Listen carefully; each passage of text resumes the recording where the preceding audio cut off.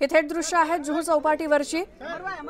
स्वच्छता मोहिमेमध्ये मुख्यमंत्री एकनाथ शिंदे सहभागी झालेत। काल हीच स्वच्छता मोहीम गिरगाव चौपाटीवरती राबवण्यात आली होती आणि आज जुहू चौपाटीवरून मुख्यमंत्री एकनाथ शिंदे या स्वच्छता मोहिमेमध्ये सामील झाले। स्वच्छता पंधरवडा साजरा केला जातोय आणि याच अंतर्गत ठिकठिकाणी स्वच्छता मोहिमेत मुख्यमंत्री, उपमुख्यमंत्री आणि इतर नेते मंडळी देखील सहभागी झालेत। आपण कालपासून बघतोय, काल गिरगाव चौपाटीवरती स्वच्छता मोहीम राबवण्यात आली, त्यात देखील मुख्यमंत्री एकनाथ शिंदे सहभागी झाले होते आणि आज हीच मोहीम मुंबईतल्या जुहू चौपाटीवरती राबवली जाते।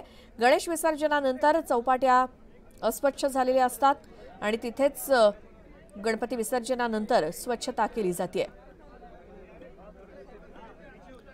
मुख्यमंत्री एकनाथ शिंदे या स्वच्छता मोहिमेमध्ये सहभागी झालेत। मुंबईतल्या वेगवेगळ्या चौपाट्यांवरती प्रामुख्यानं ही स्वच्छता मोहिमेला सुरुवात झाली आहे।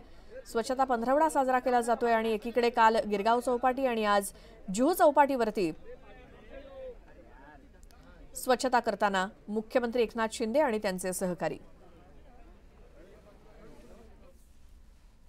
आणि आता एक सविस्तर बातमी ती म्हणजे माजी खासदार आणि भाजपचे नेते अशोक चव्हाणांना काँग्रेसनं मोठा धक्का दिलाय। अशोक चव्हाणांचे मेहुणे भास्कर पाटील खदगावकर आणि त्यांची सून मीनल पाटील खदगावकर यांनी काँग्रेसमध्ये प्रवेश केला। राज्याचे माजी मुख्यमंत्री तथा भाजपचे खासदार अशोक चव्हाण यांचे मेहुणे माजी खासदार भास्करराव पाटील खदगावकर यांनी शुक्रवारी भाजपला सोडचिठ्ठी देत काँग्रेसमध्ये प्रवेश केला। त्यांच्यासोबत माजी आमदार ओमप्रकाश पोकर्णा आणि मीनल पाटील खदगावकर यांनी सुद्धा काँग्रेसमध्ये घरवापसी केली आहे। त्यामुळे आगामी विधानसभा निवडणुकांच्या तोंडावर भाजपला नांदेडमध्ये मोठा धक्का बसलाय। त्यामुळे भास्करराव खदगावकर साहेब आल्यानंतर काँग्रेसला त्या ठिकाणी बळकटीच मिळणार आणि त्याचे रिझल्ट पण आपल्याला पाहायला मिळणार। आज मी परत माझ्या घरी परत आलेलो आहे। लोकसभेच्या आधी अशोक चव्हाण यांच्यासह खदगावकर यांनी भाजपात प्रवेश केला होता, पण लोकसभा निवडणुकीत भाजपची हाराकिरी झाल्यानंतर त्यांनी पुन्हा एकदा काँग्रेसचा हात हाती घेतलाय। काँग्रेसमधून भाजपात गेलेल्या अशोक चव्हाण यांच्यासाठी हा धक्का मानला जातो।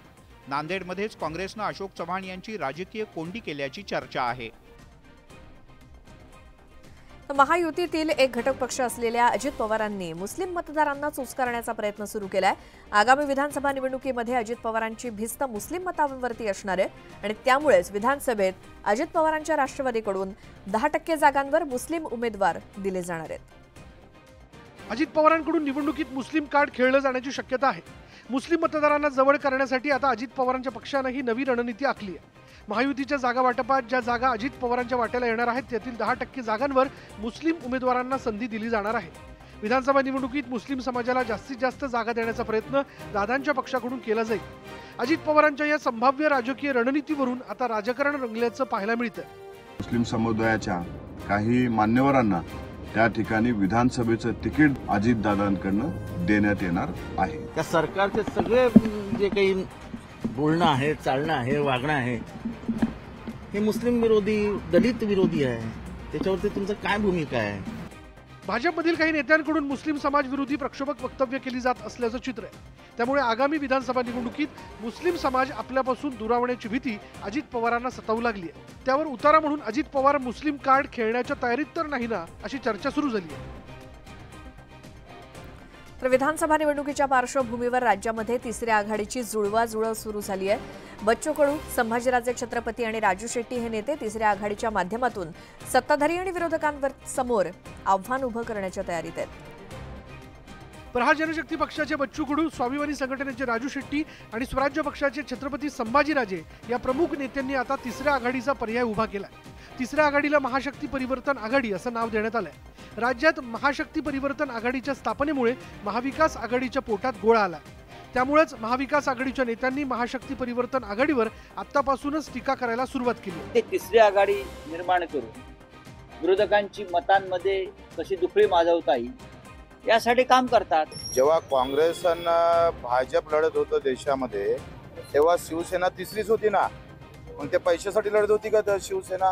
राज्यात महायुती विरुद्ध महाविकास आघाडी अशी लढत होण्याची चिन्ह असतानाच महाशक्ती परिवर्तन आघाडीकडून नवं आव्हान उभं केलं जाणार आहे। आता या तिसऱ्या आघाडीचा फटका कुणाला बसतो हे निवडणूक निकालानंतर स्पष्ट होणार आहे। आणि या सगळ्या बातम्यांसोबतच वेळ झाली आहे या बुलेटिनमध्ये आता इथेच थांबण्याची। तुम्ही पाहत राहा न्यूज 18 लोकमत।